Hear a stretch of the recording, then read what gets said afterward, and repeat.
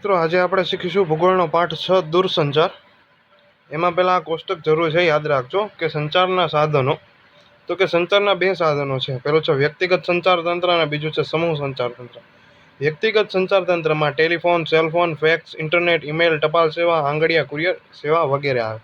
જ્યારે સમૂહ સંચાર તંત્રના બે વિભાગ પડે છે, પહેલું છે મુદ્રિત અને બીજું છે ઇલેક્ટ્રોનિક્સ। તો કે મુદ્રિત માધ્યમમાં સમાચાર પત્રો અને સામયિકો, જ્યારે ઇલેક્ટ્રોનિક્સ માધ્યમમાં આકાશવાણી, દૂરદર્શન, ફિલ્મ।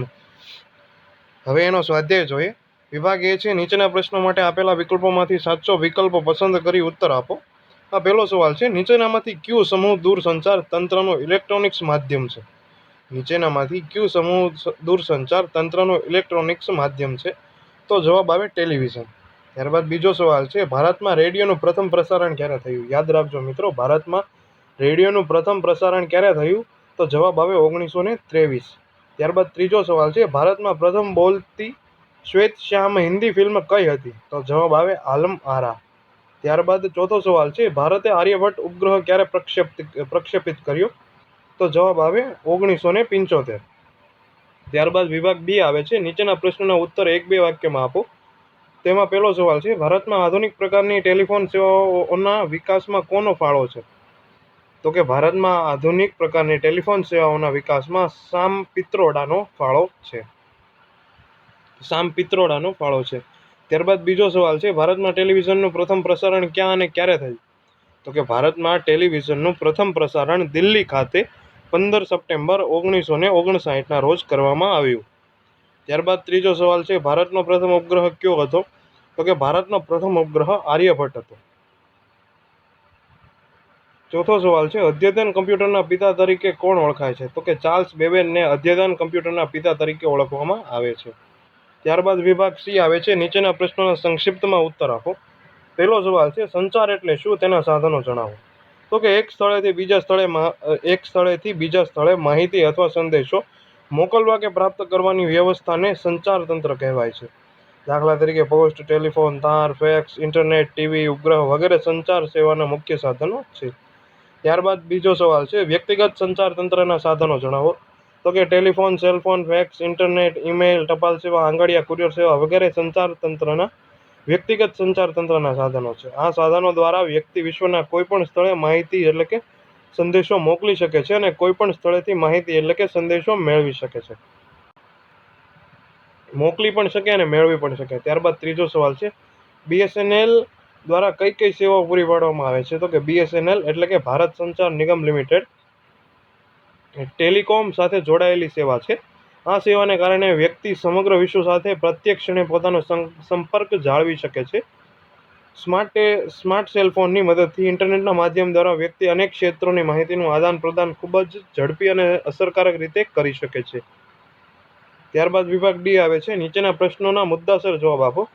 પહેલો સવાલ છે, સમાચાર પત્રો અને સામયિકો વિશે ટૂંક નોંધ લખો। તો કે સમાચાર પત્રો અને સામયિકો સમૂહ સંચાર તંત્રનું મુદ્રિત માધ્યમ છે।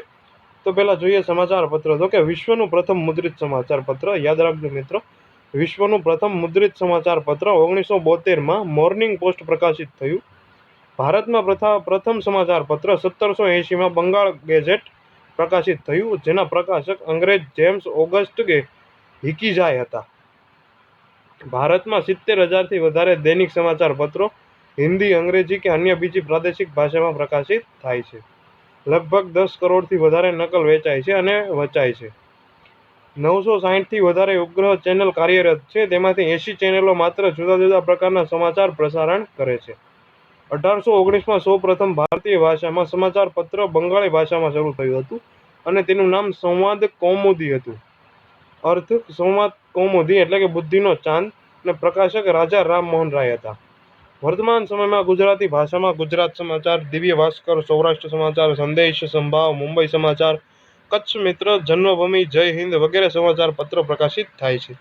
હિન્દી ભાષામાં દૈનિક સમાચાર, દૈનિક ભાસ્કર, નવ ભારત ટાઈમ્સ, હિન્દુસ્તાન, અમર ઉજાલા, રાંચી એક્સપ્રેસ, દેશબંધુ વગેરે। જ્યારે અંગ્રેજી ભાષામાં times of India, new Indian express, India today અને બિઝનેસ લાઇન વગેરે। પ્રાદેશિક જિલ્લાઓમાં જે તે પ્રદેશની ભાષા અનુસાર સમાચાર પત્ર પ્રકાશિત થાય। આધુનિક ટેકનોલોજીના યુગમાં મોબાઈલ અને કમ્પ્યુટર નવા ઇન્ટરનેટની મદદથી આધુનિક ટેકનોલોજીના યુગમાં મોબાઈલ અને કોમ્પ્યુટર તથા ઇન્ટરનેટની મદદથી પણ સમાચાર જાણી શકાય. સમાચાર પત્રોથી ભાષાકીય જ્ઞાન, સમજ વગેરે કૌશલ્ય કેળવાય અને એ ઉપરાંત મનોરંજન, દેશ વિદેશના સમાચાર, જાહેરાતો, વ્યાપાર, વાતાવરણની પરિસ્થિતિ, રમતગમત, શિક્ષણ વગેરેની માહિતી ખૂબ જ વ્યાપક પ્રમાણમાં પ્રાપ્ત થાય. ત્યારબાદ સામયિકો વિશે, તો કે સામયિકો દ્વારા વાચકોને મનોરંજન, જાણવા જેવું જ્ઞાન, ટેકનોલોજી વિશે સમજ, વર્તમાન ઘટનાની જાણકારી, સાહિત્ય, દેશ વિદેશની સામાજિક, ધાર્મિક, સાંસ્કૃતિક પરંપરાની સમજ પ્રાપ્ત થાય. સમગ્ર વિશ્વમાં વિવિધ ભાષામાં સામયિકો પ્રકાશિત થાય. ઉદાહરણ તરીકે આરપાર, ઉદ્દેશ, ગૃહશોભા, અખંડ આનંદ, વિશ્વ વિહાર, કુમાર, ચિત્રલેખા, રોજગાર સમાચાર, લોકગુર્જરી, સફારી, બાળસૃષ્ટિ, નવનીત નિર્માણ વગેરે જેવા સામયિકો ગુજરાતી ભાષામાં પ્રકાશિત થાય છે. ત્યારબાદ બીજો સવાલ છે, ફિલ્મ ઉદ્યોગ વિશે વિસ્તૃત ચર્ચા કરો. તો કે ફિલ્મ એ સમૂહ માધ્યમનું ખૂબ જ અસરકારક માધ્યમ છે. હોલિવૂડ એ વિશ્વની સૌથી જૂની ફિલ્મ ઇન્ડસ્ટ્રીઝ છે, જે અમેરિકામાં લોસ એન્જલિસમાં આવેલી છે. 1884માં હોલિવૂડ ખાતે સૌપ્રથમ ચલચિત્ર રજૂ કરવામાં આવ્યું હતું. અમેરિકામાં હોલિવૂડ ખાતે 1884માં સૌપ્રથમ ચલચિત્ર રજૂ કરવામાં આવ્યું હતું. હિન્દી ફિલ્મો બોલિવૂડના નામથી ઓળખાય છે. ભારતમાં ફિલ્મ ઉદ્યોગનું કેન્દ્ર મુંબઈ છે. તે સિવાય કોલકાતા, બેંગ્લોર, હૈદરાબાદ અને ચેન્નઈ વગેરે ફિલ્મ ઉદ્યોગના કેન્દ્રો છે. ભારતમાં સૌપ્રથમ ફિલ્મ 1913માં રાજા હરિશ્ચંદ્ર રજૂ થઈ, જે દાદા સાહેબ ફાળકે દ્વારા નિર્માણ પામી. ભારતમાં નિર્માણ પામેલી પ્રથમ તબક્કાની ફિલ્મો મૂંગી અને શ્વેતશ્યામ હતી. ભારતમાં સૌપ્રથમ બોલતી શ્વેતશ્યામ ફિલ્મ 1931માં આલમ આરા રજૂ થઈ, જેનું નિર્માણ અરદેશીર ઈરાની દ્વારા થયું હતું, જે ખૂબ લોકપ્રિય ફિલ્મ બની હતી. ફિલ્મ ઉદ્યોગની અસર સામાજિક, ધાર્મિક, આર્થિક, રાજકીય, સાંસ્કૃતિક વગેરે ક્ષેત્રમાં થાય, કારણ કે ફિલ્મ ગમત સાથે જ્ઞાન આપે છે અને નાના બાળકથી માંડીને વૃદ્ધ લોકો સરળ રીતે સમજી શકે છે. ફિલ્મમાં આપણી સામાજિક વ્યવસ્થાઓ જોવા મળે અને રાષ્ટ્ર તથા સમાજના વિકાસમાં ફિલ્મ ઉદ્યોગનો મહત્વનો ફાળો છે. ભારતમાં વર્તમાન સમયમાં સર્વોત્તમ ઉચ્ચ ગુણવત્તાવાળી હિન્દી, ગુજરાતી કે અન્ય પ્રાદેશિક ભાષામાં ફિલ્મ બને છે, જે સમાજને માટે માર્ગદર્શક બની રહે છે. આમ ફિલ્મ ઉદ્યોગ એ સમાજ અને રાષ્ટ્ર માટે હિતકારી સાબિત થયું છે. ત્યારબાદ વિભાગ ઈ આવે છે, નીચેના પ્રશ્નોના સવિસ્તર જવાબ આપો. પહેલો સવાલ છે કે દૂરસંચારના સાધનો જણાવી ટેલિફોન અને ઈમેલ વિશે સવિસ્તર વર્ણવો. તો પહેલા સંચાર તંત્રની વ્યાખ્યા જોઈએ કે એક સ્થળેથી બીજા સ્થળે માહિતી મોકલવાની કે પ્રાપ્ત કરવાની વિસ્તૃત વ્યવસ્થાને સંચાર તંત્ર કહે છે. હવે દૂરસંચારના એટલે કે સંચાર તંત્રના સાધનો જોઈએ. તો કે પેલું છે વ્યક્તિગત સંચાર તંત્રના સાધનો, તો એમાં telephone, cellphone, fax, internet, email, ટપાલ સેવા, આંગળીયા કુરિયર સેવા વગેરે. અને બીજું છે સમૂહ સંચાર તંત્રના સાધનો, તો એમાં પણ બે વિભાગ પડે છે.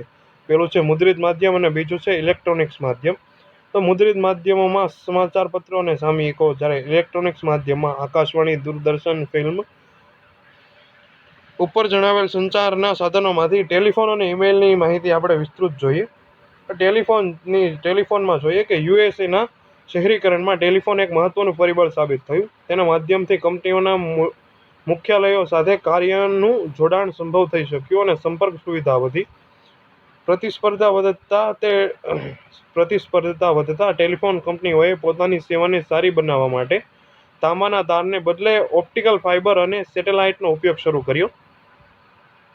તેથી ઝડપી પ્રસારણ અને ખામી વગરનું પ્રસારણ શક્ય બન્યું. ભારતમાં ટેલિકોમ નેટવર્કનો પાયો 19મી સદીમાં બ્રિટિશ સરકાર દ્વારા નાખવામાં આવ્યો હતો. ભારત સંચાર નિગમ લિમિટેડ એટલે કે BSNL નો ઇતિહાસ ભારતમાં ટેલિકોમ સાથે જોડાયેલો છે અને ભારતમાં ટેલિકોમ સેવાનું ભારત સરકાર દ્વારા સંચાલન કરવામાં આવે છે. વર્તમાન સમયમાં BSNL તરીકે જાણીતી કંપની પહેલા P&T એટલે કે પોસ્ટ એન્ડ ટેલિગ્રામ ડિપાર્ટમેન્ટના નામે ઓળખાતી. ત્યારબાદ 1975માં ડિપાર્ટમેન્ટ ઓફ ટેલિકોમ ને પોસ્ટ એન્ડ ટેલિગ્રામ ડિપાર્ટમેન્ટથી અલગ કરવામાં આવ્યું. ભારતમાં આધુનિક પ્રકારની ટેલિફોન સેવાના વિકાસમાં સામ પિત્રોડાનો ફાળો છે. આધુનિક સમયમાં આઈટી ક્ષેત્રના એટલે કે ઇન્ફોર્મેશન ટેકનોલોજીના ક્ષેત્રના વિકાસને કારણે ટેલિફોન સેવા સમગ્ર વિશ્વમાં ખૂબ જ ઝડપથી લોકપ્રિય બની ગઈ.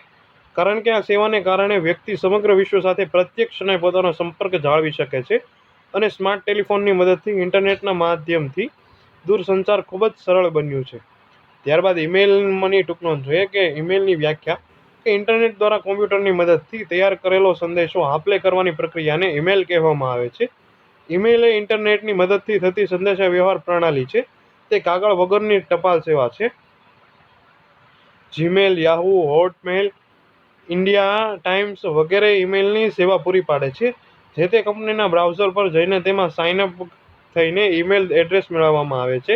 એકવાર ઈમેલ એડ્રેસ મળી ગયા પછી જે તે બ્રાઉઝરમાં સાઇન ઇન થઈને જેમને સંદેશો મોકલવાનો છે તેમના ઈમેલ સરનામા પર લખાણ, ચિત્રો, ફોટો, વિડીયો વગેરે તાત્કાલિક મોકલી શકાય છે. ત્યારબાદ બીજો સવાલ છે, ઇન્ટરનેટ વિશે સવિસ્તર લખો. તો પહેલા વ્યાખ્યા છે કે ઇન્ટરનેટ એટલે કોઈ મધ્યસ્થ સંસ્થા દ્વારા ટેલિફોનની મદદથી અથવા સ્વતંત્ર સંદેશા વ્યવહારની મદદથી રચાયેલું કોમ્પ્યુટરનું જાળું છે. 20મી સદીના અંતમાં સૂચનાઓનું આંકડામાં રૂપાંતર થઈ શકવાથી દૂરસંચાર વ્યવસ્થા ધીમે ધીમે કોમ્પ્યુટરની અંગ બની ગઈ. 100 કરોડથી પણ વધુ લોકો ઇન્ટરનેટ સાથે જોડાયેલા છે. વ્યક્તિગત સંચાર તંત્રના જેટલા પણ સાધનો છે તેમાંથી ઇન્ટરનેટ સૌથી અસરકારક આધુનિક માધ્યમ છે. સ્થાનિક વિસ્તારથી શરૂ કરીને સમગ્ર વિશ્વ સુધી તેનો ઉપયોગ થઈ રહ્યો છે. આ સુવિધાનો ઉપયોગ કરનાર જ્ઞાન અને માહિતીની દુનિયામાં સીધો સંપર્ક બનાવે છે. ઉદાહરણ તરીકે ઈ-કોમર્સ, નાણાકીય લેવડ-દેવડ વગેરે. ઇન્ટરનેટ ઓછા ખર્ચે વિવિધ બાબતોની વિશાળ જાણકારી આપે અને વધુ માહિતી પૂરી પાડે છે. શહેર સિવાય નાના તાલુકામાં પણ સાયબર કાફેની વ્યવસ્થા હોવાથી ઇન્ટરનેટનો ઉપયોગ ખૂબ જ વધ્યો છે. અવકાશયાન કોમ્પ્યુટર દ્વારા ઇન્ટરનેટ સાથે જોડાઈને ઉપગ્રહ સાથે સંપર્ક મેળવે છે. વિશ્વને આવરી લેતા ઇન્ટરનેટને વર્લ્ડ વાઇડ વેબ એટલે કે WWW વર્લ્ડ વાઇડ વેબ તરીકે ઓળખવામાં આવે છે. ઇન્ટરનેટના ઉપયોગો જોઈએ તો કે રેલવે કે હવાઈ સમયપત્રક જાણવા, બસ, હવાઈ રેલવે મુસાફરી માટે ટિકિટ બુક કરવા, જમીનના દસ્તાવેજો મેળવવા, શૈક્ષણિક માર્ગદર્શન આપવા, ગુનેગારોને શોધી કાઢવા, હોટેલ બુક કરાવવા, ઓનલાઈન ખરીદ વેચાણ કરવા, જાહેર પરીક્ષાઓના પરિણામો મેળવવા, ક્રેડિટ કાર્ડના, ડેબિટ કાર્ડના ઉપયોગ ઇન્ટરનેટની સેવાની મદદથી મહત્વની બની ગઈ છે. વોટ્સઅપ, ફેસબુક, ટ્વિટર, ઈમેલ વગેરે સેવાના ઉપયોગ માટે ઇન્ટરનેટ જરૂરી છે. ત્યારબાદ ત્રીજો સવાલ છે, ઉપગ્રહ સંચાર વિશે વિગતે ચર્ચા કરો. તો કે 1970ના દાયકામાં અંતરિક્ષ સંશોધનમાં યુએસએ એટલે કે અમેરિકા અને રશિયા અગ્રણી દેશ છે.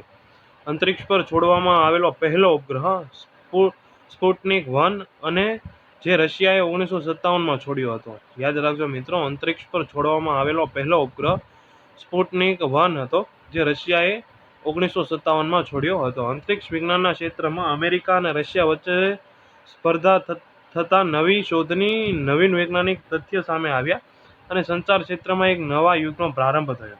આ સંચાર પ્રણાલી એટલી સક્ષમ છે કે એક ઉપગ્રહ પૃથ્વી 1.3 ભાગમાં અને 3 ઉપગ્રહ આખી પૃથ્વીને આવરી શકે છે.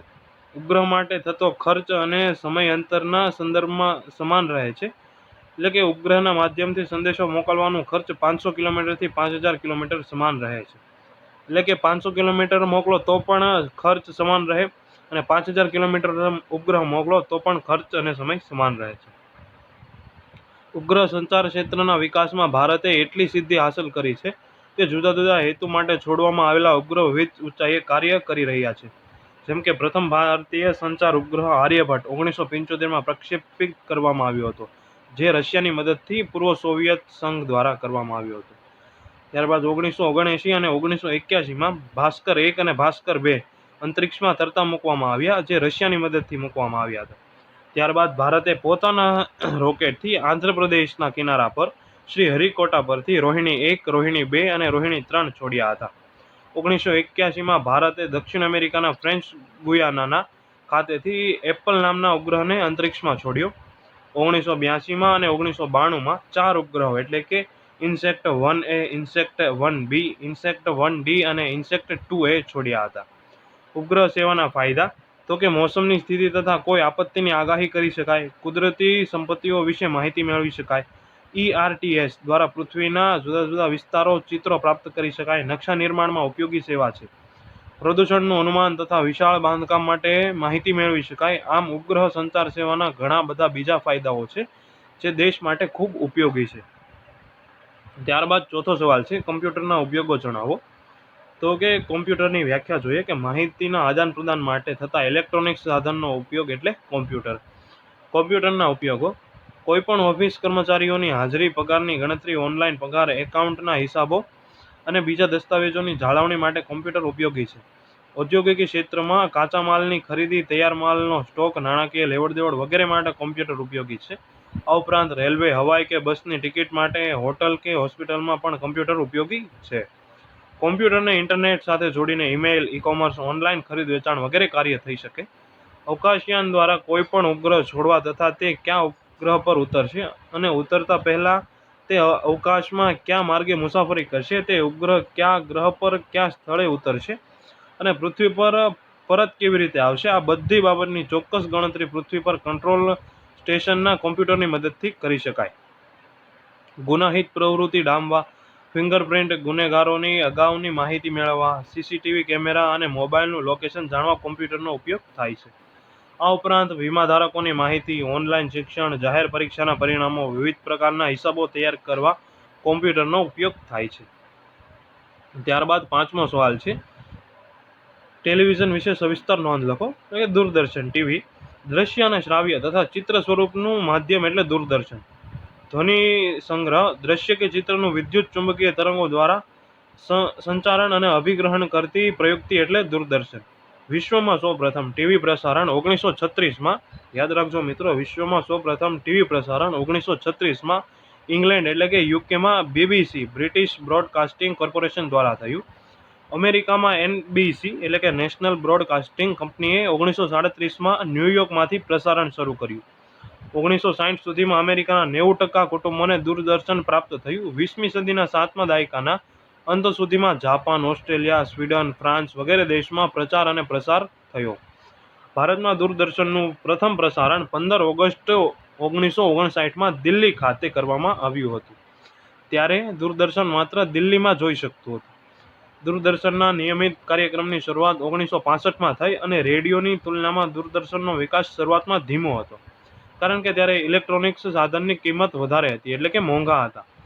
1975 સુધી દૂરદર્શનના કેન્દ્ર મુંબઈ, કોલકાતા, દિલ્હી, ચેન્નઈ, લખનૌ, શ્રીનગર, અમૃતસર સુધી જ સીમિત હતા. દૂરદર્શનના પ્રસારણ માટે સેટેલાઇટ ટેકનોલોજીનો ઉપયોગ 1975-76માં કરવામાં આવ્યો હતો. દેશમાં રાષ્ટ્રીય કાર્યક્રમ અને રંગીન ટીવીની શરૂઆત થઈ 1982માં અને દૂરદર્શન એ ભારતનું રાષ્ટ્રીય ટેલિવિઝન પ્રસારણ છે. દૂરદર્શનની સેવા 3 પ્રકારની છે. પહેલું છે સ્થાનિક, બીજું છે પ્રાદેશિક અને ત્રીજું છે રાષ્ટ્રીય.